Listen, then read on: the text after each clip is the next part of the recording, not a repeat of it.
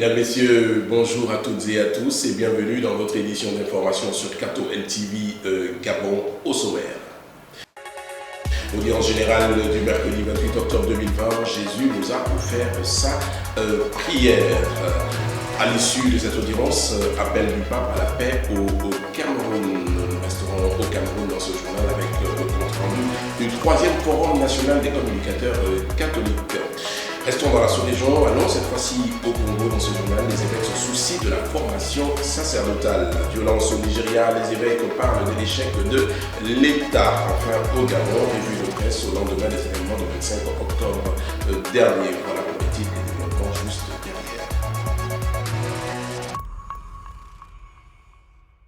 Le pape François a poursuivi ce mercredi matin son cycle de catéchèse sur la prière lors de l'audience générale salle Paul VI au Vatican. Il est revenu sur la première prière de Jésus sur les abords du Jourdain lors de son baptême par Jean le Baptiste. Au milieu des pécheurs, il reçoit la bénédiction de Dieu, le Père, qui l'étendra ensuite à tout le peuple.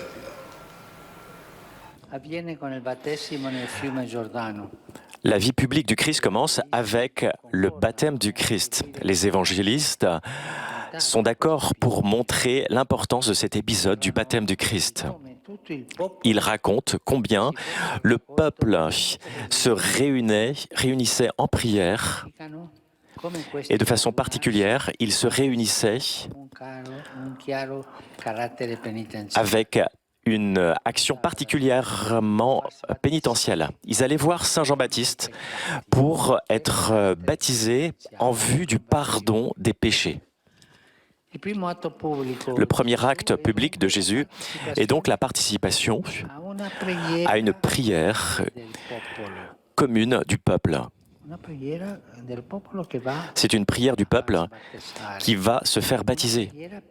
C'est une prière pénitentielle où tous se reconnaissaient pécheurs. C'est pour cela que Saint Jean-Baptiste s'y oppose en disant « c'est toi qui devrais me baptiser et c'est toi qui viens à moi ». Jean le Baptiste comprend qui était Jésus. Mais Jésus insiste. Jésus obéit à la voix du Père. Et il va prier avec les pécheurs du peuple de Dieu. Jésus n'est pas un pécheur, il est juste. Mais lui, il a voulu descendre au milieu des pécheurs, au milieu de nous. Et il prie avec nous. Et nous, quand nous prions, il est avec nous en train de prier. Il est avec nous parce que au ciel, il prie pour nous. Jésus prie toujours avec son peuple. Il prie toujours avec nous, toujours. Jamais nous ne prions seuls. Nous prions toujours avec Jésus.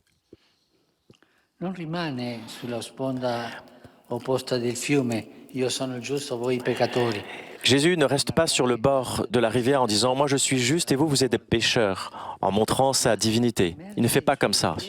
Mais Jésus met ses pieds dans les eaux de la purification. Il fait comme les pécheurs. Et cela, c'est la grandeur de Dieu. Il a envoyé son Fils. Il s'est anéanti lui-même. Et il est apparu comme un pécheur. Jésus n'est pas un Dieu lointain et ne peut pas l'être. L'incarnation l'a révélé de façon complète, de façon impensable. Ainsi, en accomplissant sa mission, il se met à la tête de la file d'un peuple pénitent. Ainsi, il va ouvrir une brèche dans laquelle tous nous devons avoir le courage de passer. Mais le chemin est difficile. Mais lui prend le chemin et il est devant. Le catéchisme de l'Église catholique nous explique que cela est la nouveauté de la plénitude des temps. La prière filiale que le Père entendait de son Fils résulte de son Fils unique unis à tous les hommes. Et Jésus prie pour nous. Mettons cela dans notre tête et dans notre cœur. Jésus prie pour nous. Sur les bords du Jourdain, il prie pour toute l'humanité. Et quelle que soit la façon de prier, et il prie pour le peuple pécheur. Ceux qui pensaient ne pas pouvoir être aimés de Dieu, ceux qui ne pouvaient pas aller au-delà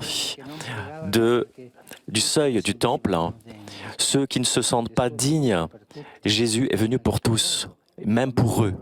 Et il commence justement en s'unissant à eux. Il est en tête de file. À l'issue de l'audience générale, le pape François a exprimé sa douleur pour la mort de ses 7 élèves âgés de 9 à 12 ans qui ont été tués froidement dans une école de Kumba au sud-ouest du Cameroun le samedi 24 octobre dernier par un commando d'une dizaine d'hommes munis d'armes de guerre. Le Saint-Père qualifie cet acte de cruel et d'insensé. Et il appelle d'ailleurs à faire taire les armes dans cette région du Cameroun marquée par un conflit depuis plusieurs années. Mi unisco al dolore delle famiglie dei giovani studenti barbaramente uccisi sabato scorso a Kumba, in Camerun. Provo grande sconcerto per un atto tanto crudele e insensato, che ha strappato alla vita i piccoli innocenti mentre seguivano le lezioni a scuola. Che Dio illumini i cuori perché gesti simili non siano mai più ripetuti e perché le martoriate regioni del nord-ovest e sud-ovest del Paese possano finalmente ritrovare la pace. Auspico che le armi tacciano e che possa essere garantita la sicurezza di tutti e il diritto di ciascun giovane all'educazione e al futuro. Esprimo alle famiglie, alla città di Kumba e a tutto il Camerun il mio affetto e invoco il conforto che solo Dio può dare. Organisé sous le thème l'engagement du communicateur catholique dans l'annonce de l'évangile pour un rayonnement et une meilleure visibilité de l'Église au Cameroun, eh bien, le 3e forum national des communicateurs catholiques a eu lieu du 12 au 16 octobre dernier au centre spirituel Jean-Paul II de Garoua. Cette rencontre était présidée par Monseigneur Sosthène Léopold Baémi, évêque d'Obala et président de la commission épiscopale pour la communication. Le mot d'ordre adressé aux communicateurs est le suivant: être des défenseurs de l'Église contre les forces du mal. Sous la présidence de Monseigneur Daniel Minzonzo, la 49e assemblée plénière de la conférence épiscopale du Congo s'est tenue du 12 au 18 octobre dernier à Brazzaville sous le thème la formation sacerdotale, accompagnée par la parole de Dieu. Venez à ma suite, je vous ferai des pêcheurs d'hommes. Évangile de Marc, chapitre 1er, verset 17. Les évêques ont adressé un message aux prêtres, aux séminaristes, aux religieux, aux religieuses, ainsi qu'aux familles, en rappelant aux uns et aux autres l'importance d'avoir des prêtres bien formés. À la base, les familles et les curés de paroisse ont un rôle déterminant dans l'accompagnement des candidats au sacerdoce afin de les aider à mûrir leur projet vocationnel avant de les présenter à l'évêque pour qu'ils entrent éventuellement au séminaire. Mercredi 21 octobre dernier, la situation restait extrêmement tendue à Lagos, la capitale du Nigeria, au lendemain de la répression sanglante des manifestations pacifiques contre les violences policières et contre le pouvoir en place accusé de mauvaise gouvernance. Eh bien, altercations qui ont fait 12 morts selon l'ONG Amnesty International. Dans une déclaration, les évêques du Nigeria parlent de l'échec de l'État. À ce jour, au moins 30 personnes, dont 2 policiers, ont été tuées depuis le début de cette manifestation. À l'intérieur comme à l'extérieur du pays, mesdames, messieurs, le rapport de ce qui s'est réellement passé le 25 octobre 2020 dernier sur l'ensemble du territoire national relatif à la réouverture des églises catholiques divise le monde de la presse. En faits. Si certains s'en tiennent aux faits et rien qu'aux faits, d'autres se sont par contre illustrés dans des titrages à 1000 lumières de la vérité des faits. Gabon Télévision au JT de 20h le 25 octobre 2020, titre « Pas de réouverture des lieux de culte avant le 30 octobre prochain. La décision gouvernementale a été respectée ce dimanche 25 octobre par la quasi-totalité des communautés religieuses. » Pour Gabon Media Time, par contre, les chrétiens catholiques se sont mobilisés aux abords des églises. Et à la une d'ailleurs, ouverture des lieux de culte, Ali Bongo instruit le gouvernement à privilégier le dialogue. Pour la Croix Africa, au Gabon, les églises encerclées par la police pour empêcher la célébration des messes. Et à la une, la Croix titre reprise du culte public, qu'est-ce qui relève des autorités civiles.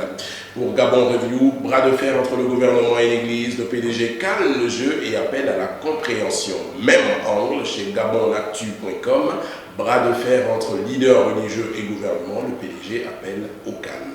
Le quotidien L'Union signe, PDG appelle au calme et au maintien d'efforts de mobilisation contre le Covid-19. Chez Mediapart, réouverture réglementée des lieux de culte, Raymond Donsima dénonce une immixtion flagrante. Mesdames, Messieurs, c'est ce qui n'est pas loin de l'affirmation du cardinal Robert Sarah, préfet de la Congrégation pour le culte divin et la discipline des sacrements, qui, en septembre dernier, s'adressant aux évêques du monde entier, bien qu'invitant l'Église à collaborer avec les autorités civiles, précise que, je cite, « bien les normes liturgiques ne sont pas une matière sur laquelle les autorités civiles peuvent légiférer, seules peuvent le faire les autorités ecclésiastiques compétentes. » Fin de citation. Mesdames, Messieurs, c'est ainsi que s'achève cette édition d'information. La Sainte Église fait mémoire aujourd'hui des saints Simon et Jules, apôtres. Prochain rendez-vous avec l'actualité sur Cato LTV Gabon le vendredi 30 octobre prochain. Présentation et Dominique et pour Morgane, votre humble serviteur. L'équipe technique qui m'accompagne, Osterne Mikala, Bertin, Eman, Bérénice Ndibi, Vitalis Kouba, sous la supervision générale de la message Patrick Bikassa. En marche vers les 200 ans, gardons la foi, l'espérance et la charité.